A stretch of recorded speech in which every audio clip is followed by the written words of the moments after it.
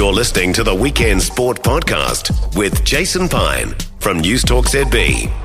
News Talk ZB Sunday afternoons mean a lot of things, including James McOnie's contribution to this show. How are you, mate? I'm good, thanks, mate. Piney, yes, I've been enjoying some summer weather, tripping around the upper North Island. Yeah, it's been nice. Yourself? Oh, very good. Yes, no, I can't say I've gone as far as you. Haven't got on any big roadies, but no, enjoying the start of 2025. Hey, the Australian Tennis Open. We've just been chatting a bit about that. Is that on your sports viewing list over the next couple of weeks?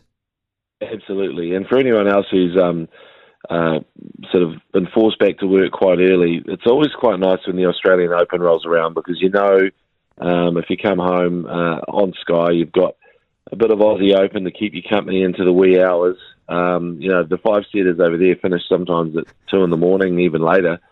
I'm looking at the Aussie Open, and I was just checked in to see how Cam Norrie, what his draw looks like, and I can confirm it's terrible. He has to play Matteo Berrettini from Italy.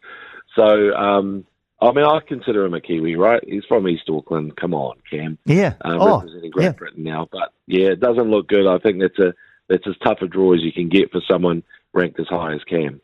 Yeah, it will be difficult for him to progress. I'm the same as you. Even, I don't feel like I've been forced back to work, but you're right. When the Aussie Open's on, I just flick through the channels at night. That's just my evening activity. I just flick through the channels, and I know that I can always find the tennis in January. Exactly. And look, it's such a lottery now. Like, Jannik Sinner is considered the top seed, but Novak Djokovic with Andy Murray as his coach, I feel like Novak realises, it's time is of the essence for him. Father Time is catching up. He needs a few more, I guess you could call it like titles, just to make sure he's out in the clear. But there's, I still think Novak's a very good shout if he can stay fit on that side. Jannik Sinner is the top seed there. But then on the women's side, I just think it's so wide open. Sabalenka is going for a three-peat. And then if you look further down, all the players are, Grand Slam winners or very capable of that. We're still waiting for Coco Gauff, I guess, to reach her full potential. But then, if we hadn't had that injury to Naomi Osaka, I think that there would have been a really good chance for her to maybe do something. She's quite wide out in the odds there. She injured I think a stomach muscle, abdominal muscle in the final and had to pull out in Auckland. But then keep an eye on her because she's as good as anyone in that field. And then Nick Kyrgios, if you want a true wild card, the wildest of wild cards, he's back playing. He's at home. Who knows what you'll get, but he is must-see TV. Yeah, box office stuff. And just for Lulu Sun as well, she's been drawn against the unseeded player from Montenegro, Danka Kovinic. Don't know anything about Danka Kovinic. So Lulu Sun will keep an eye on her in her first-round singles match, which is scheduled for tomorrow. Hey, now the Black Caps Champions Trophy squad's been named. Jacob Duffy, the unlucky man. They've clearly gone for pace with the likes of Sears and Ferguson and O'Rourke ahead of the likes of Jacob Duffy. Yeah, how brutal is it on Duff, man? He just looked the pick of the bowlers in a couple of those games. But then, we are in an era where we're holding back players and there's people who they probably know they're just filling in until everyone's back at full strength. But one-day cricket is our best discipline, I think, the Black Caps. This is really where we can do something, and we were close to it in the last World Cup. I think our batting lineup with Will Young, basically cementing his spot in there, looks as steady and as good or as strong as anybody in one-day cricket. So we just need, I guess, those key players, Kane Williamson, Rachin Ravindra, to still carry on and be world-class like the last time we played in the big tournament.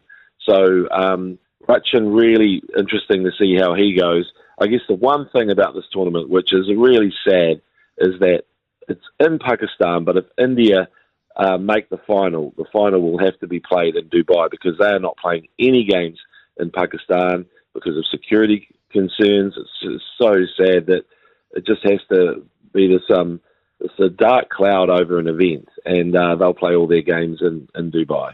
Yeah, it is a shame. You reckon Will Young will open? I wonder whether they'll go with Devon Conway. You reckon Will Young's done enough to stave off the returning Devon Conway to open the batting? Well, I think Will Young, my feeling is he has to play. I don't know if he'll open. I just think that what it does is it gives you players who you know have kind of turned the corner in terms of their development. And Will Young, it would be very harsh to see him not in the lineup somewhere. It is, it's tricky really, because I think Rutchin, they moved him up, didn't they? Yep. And he actually batted better at 3 from memory in the One Day World Cup. So I would probably say save Rutchin a bit further down and let him do his 3 or 4 wherever he scored those tons. And you noticed it, I think, when we played our big semi-final. I think he got out for not many. Protect him a little bit. He's a match winner if he gets it right. Yep, some interesting decisions to be made around the makeup of the 11 for the ICC Champions Trophy. And finally today, we're into the part of the year where it's the wild card games in the NFL. I'm just keeping an eye on the Texans against the Chargers. Texans are pretty much home and hose, 32-12 with only about 3 minutes to go. You're a fan of the NFL? You keep eyes on this? Yes, I do, Piney. I'm a Lions fan. We've got a bye. It's been the Lions' best ever season so far. Regular season. They're notoriously ranked one of the worst ever teams in NFL history. When I say teams, clubs, just overall, their record, never made a Super Bowl, never gone very far at all. And so this is where I think the Lions, without too many stars, could perhaps do something. But looking at these games today, I mean, it's interesting because Justin Herbert, who's the sort of he's like the quarterback out of Remember the Titans, Sunshine. Remember him? Yeah. The long blonde locks, and he's got that old school quarterback look, but he just had a bit of a shocker today. So out go the Chargers. But look, it just feels like any of these teams could win it. The Bills look good. They've got I think Josh Allen, their quarterback, is an absolute star. And then the Eagles and Packers are playing in a wildcard round game tomorrow. And either of those teams could actually win the Super Bowl. They've been that good this year. So, yeah, there's plenty to like about it. But if you really want to go for the most exciting or most watchable team, you have to go for the Vikings, who've done several dance celebrations from the dance scene from High School Musical, White Chicks. You name a movie that's got a big dance scene. They've done it. I think, they're on fire with their celebrations, and it drives people nuts, or the real sort of like the conservative fans nuts on social media. Well, oddly enough, I know this because the Minnesota Vikings are my son's team and therefore by default my team. I watched them being dealt to by your Lions last week, actually, with a growing sense of impending doom.